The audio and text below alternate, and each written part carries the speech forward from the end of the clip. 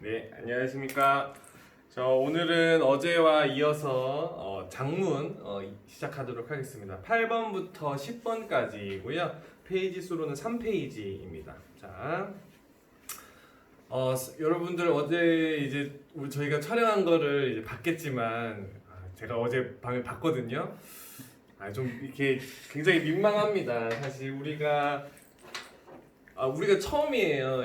이렇게 직찰을 하는 거는 그러니까 처음이고 저는 2학년 수업도 같이 하는데 2학년 같은 경우는 얼굴이 안 나오고 이제 목소리랑 아이패드로 이렇게 화면 녹화를 해서 사용을 하는데 이거는 화면 녹화가 좀 힘들어서 모의고사는 이렇게 얼굴을 맞추고 하는데 굉장히 민망하고 참 그렇습니다. 네, 여러분들 우리가 좀 시선과 표정이 좀 불안해도 일단 우리가 프로 학원 강사가 아니잖아요. 메가스터디나 뭐 EBS나 이런 선생님들이랑 좀 달라요. 그러니까 사람은 원래 처음엔 다 실수하기 마련이잖아요. 그러니까 너무 이제 악플 달지 말고 이상하게 생각하지 말고 그냥 좀 넓은 아량으로 조금만 이해를 해주면 너무나도 고맙겠습니다. 네. 우리도 여러분들 실수하는 거 많이 이렇게 넘어가고 할 테니 넘어간다기보다는 많이 이해해주고 그렇게도 하도록 노력할 테니까 여러분들도 좀 그렇게 해줬으면 참 고맙겠습니다. 네, 8번에서 10번 보겠습니다. 자, 다음을 읽고 물음에 답하시오 이렇게 되어 있는데요. 장문 상황, 자, 장문 같은 경우에는 장문에는 항상 나오는 것들이 뭐가 나오냐면 장문 상황이 나와요. 장문 상황에는 뭐가 들어가게요? 목적이 들어갑니다. 목적이 들어가고요. 그 다음 뭐가 들어가게요? 주제가 들어갑니다. 그 다음 또 뭐가 들어가게요? 장문 상황, 그러니까 무슨 글을 쓸 것인가에 대한 글의 종류가 나오기도 하고요. 여러 가지 것들이 나옵니다. 자, 하나하나 볼게요. 자, 여정 견문 감상이 담긴 문학 기행문을 감상한다. 기행문이 뭐예요?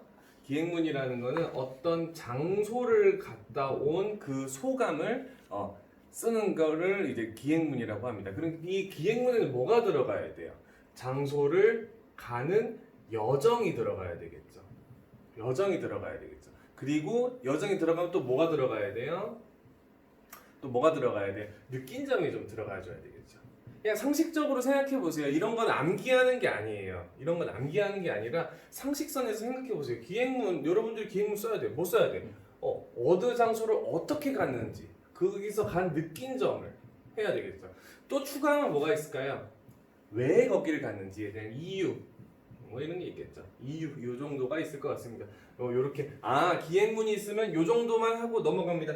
이거를 외우는 거는 절대 하면 안 돼요. 지금 제가 작성하는 이거를 외우는 행위는요, 우리 국어 공부에서 지양해야 할 수업 방법입니다. 암기하는 거 아니에요. 네.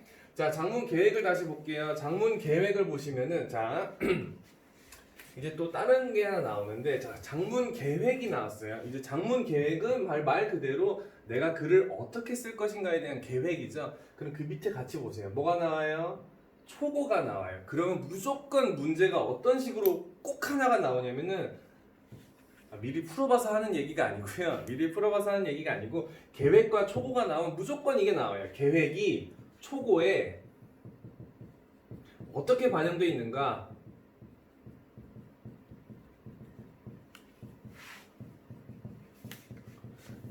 요거에 대한 문제가 반드시 나옵니다. 계획이 초고에 반영이 다 됐나? 안 된 게 뭔가? 보통 이래요. 계획이 5개잖아요. 문단이 5문단이 나옵니다. 근데 4문단이 나와요? 그럼 의심해 봐야 돼요. 뭐 하나가 없구나.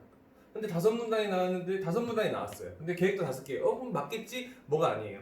A나 D나 뭐 한 중에 하나가 바뀌어서 나올 확률이 굉장히 높습니다.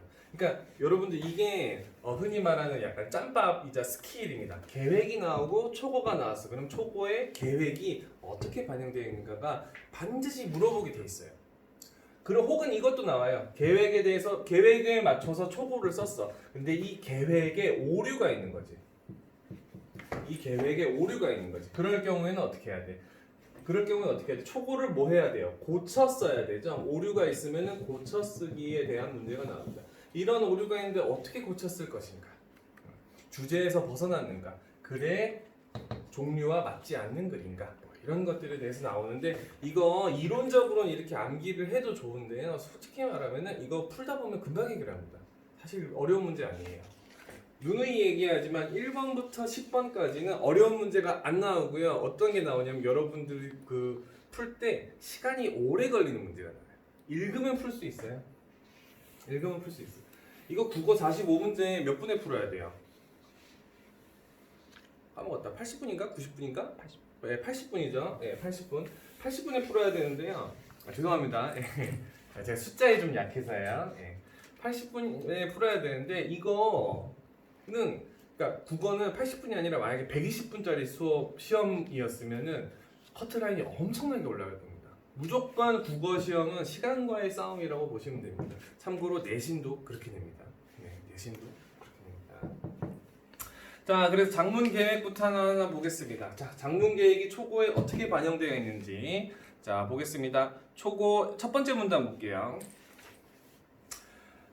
이번 우리 문예반의 문학기행 장소로 군산이 결정되었다. 국어 시간에 배운 채만식의 소설 탕류의 배경이 된 군산 답사를 통해 그의 삶과 문학에 다시 말해서 채만식 소설을 통해서 그의 삶과 문학에 한 발자국 더 다가가고 싶었기 때문이다 라면서 군산을 답사지로 택한 이유 A가 반영되어 있습니다. 이렇게 표시하면서 읽으셔야 돼요. 표시하면서 읽으셔야 됩니다. 자, B 볼게요. 3월의 어느 날 우리는 익산행 기차를 탔어요. 비가 내린대요. 그래서 익산역에서 내려 버스로 탔대요. 그리고 버스에서 다시 터미널 가서 채만식 문학관으로 갔습니다. 그랬습니다. 그럼 뭐가 나와 있어요? B 보세요. 군산에 도착하기까지에 대한 여정이 나오죠. 기차 타고 갔어요. 기차 타고 버스에서 갔어요. 버스에서 터미널 갔다 오면 다시 문학관으로 갔어요.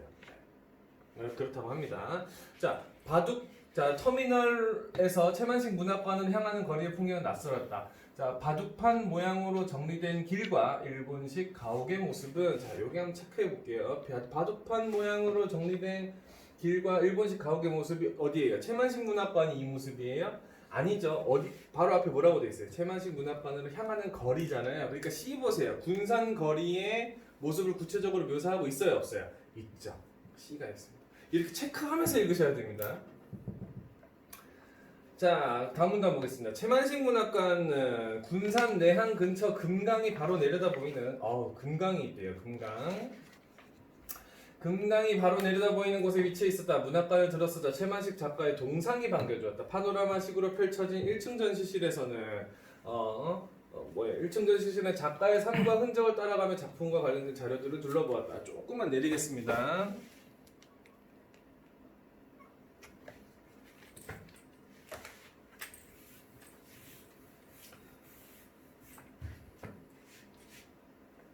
자, 1층 전시실은 작가의 삶과 흔적을 따라가며 작품과 관련된 자료들을 보았다. 그런데 2층의 한쪽에 마련된 체험 공간에서 자, 여기 보세요.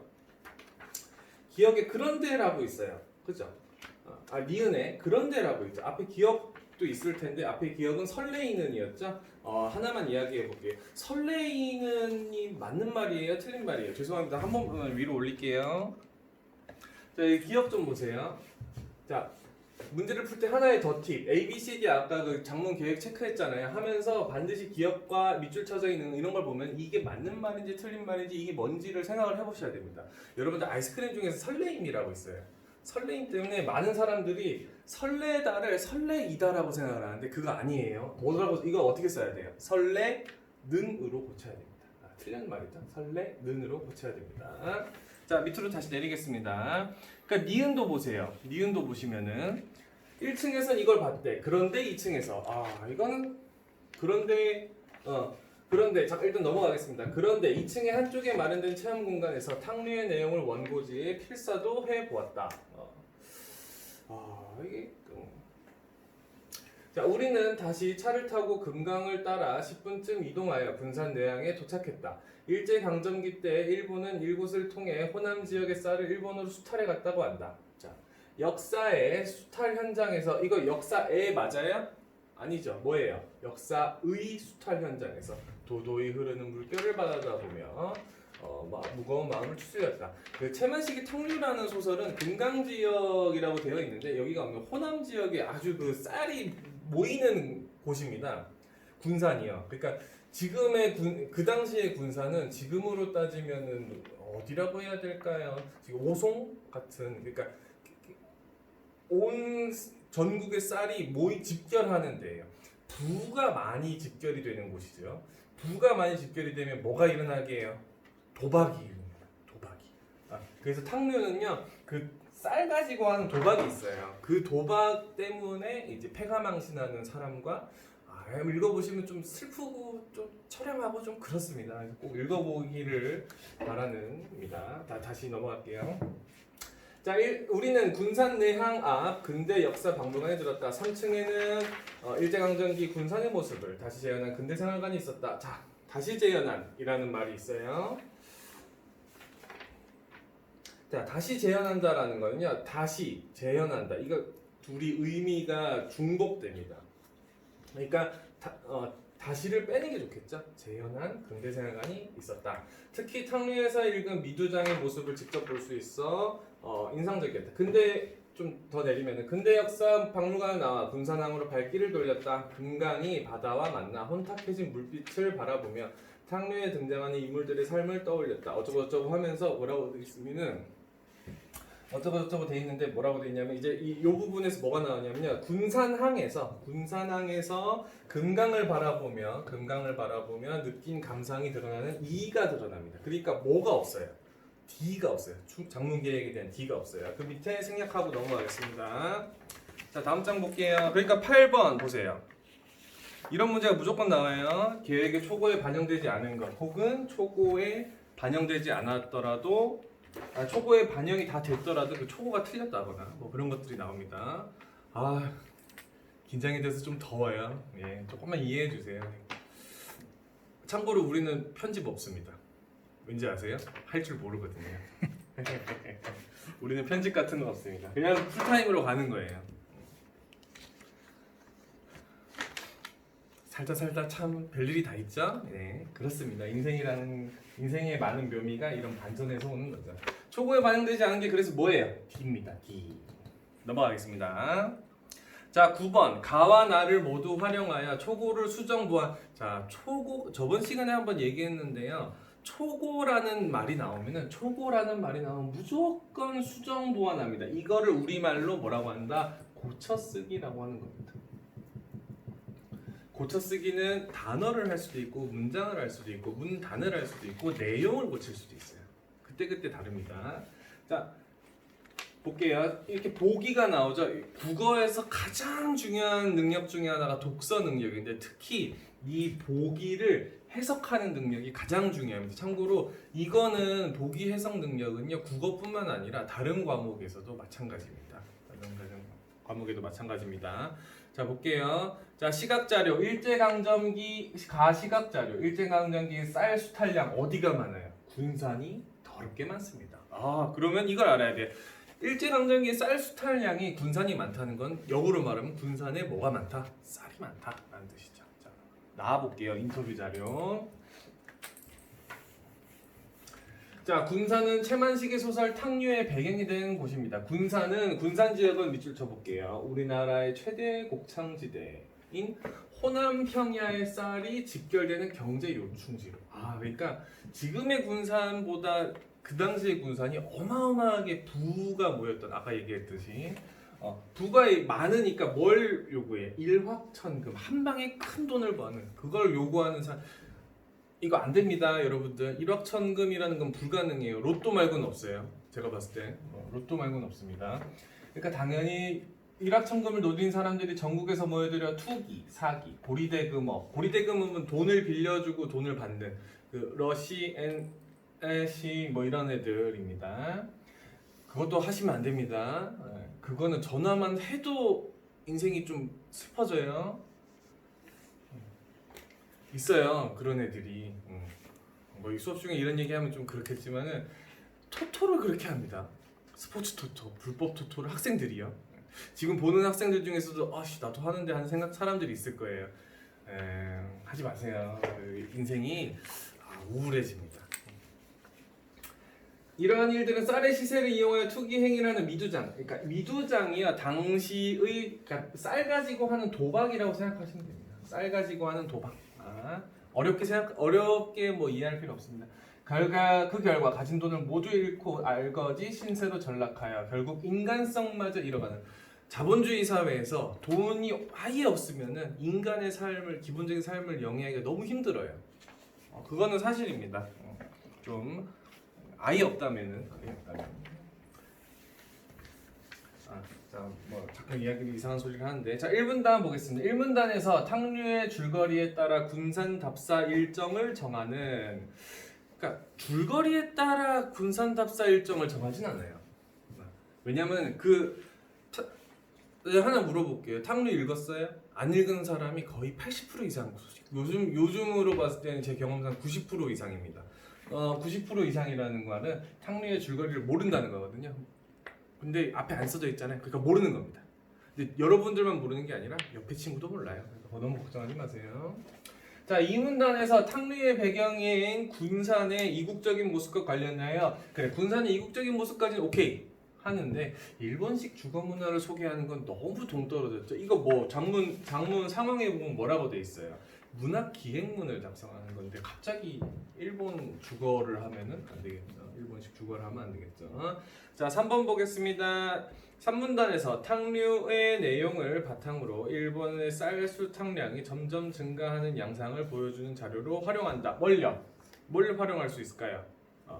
활용할 수 있어요? 그러니까 보세요. 쌀 수탈량이 제일 많은 건 맞아요. 가를 보면은 쌀 수탈량이 40.2%로 제일 많은 건 맞는데 점점 증가하는 거 나와요, 안 나와요? 안 나와요. 이런 말장난 조심하셔야 됩니다. 안 나옵니다. 쌀 수탈량이 점점 증가하지 않습니다. 제일 많은 건 맞지만 점점 증가하지는 않는다. 자, 4문단 보겠습니다. 탕류에서 정주사가 몰락하게 된 결정적 원인이었던 미주장의 전국적 분포와 그로 인한 폐해를 소개하는 자료다. 이건 소설상 여러분들 소설 안 읽었겠지만 소설에서는 이 내용이 나와요. 주인공의 아버지인데요. 아버지가 몰락하게 된 계기가 이 미주장이라는 그 도박입니다. 쌀 가지고 하는 도박.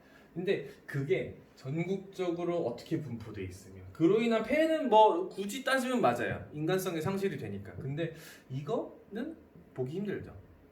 그러니까 그로 인한 폐해까지는 어거지로 끼워 맞추면 될 수 있는데 미주장의 전국적 분포는 소개하기가 좀 힘든 자료다. 미주장이 전국적으로 분포가 돼 있을 수도 있는데요. 가와 나에서는 없다고요. 자, 5번 5문단에서 탕류의 배경인 군산이 일제 식량 수탈로 혼란한 상황에서 타락한 인간들이 모인 공간으로 그려질 수 있는 개연성을 언급하는 자료. 이건 돼요? 타락한 인간들이 왜 타락한 인간들이 모일 수 있어요? 일제의 식량 수탈 플러스 미주장이라는 도박